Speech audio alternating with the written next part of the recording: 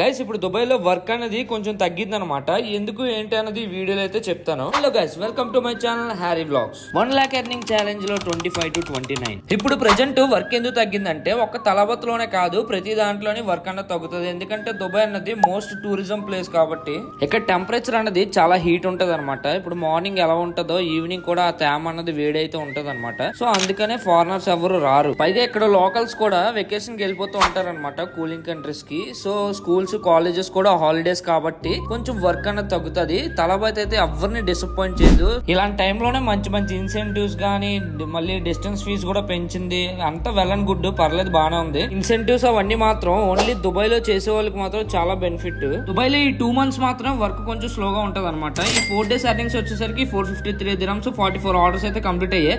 సరదాగా 1 lakh earning series అనేది complete చేయగలనో లేదో కామెంట్ అయితే చెప్పండి. రేపు వీడియోతో కలుద్దాం. అంతవరకు ఉంటాం మరి. Bye bye.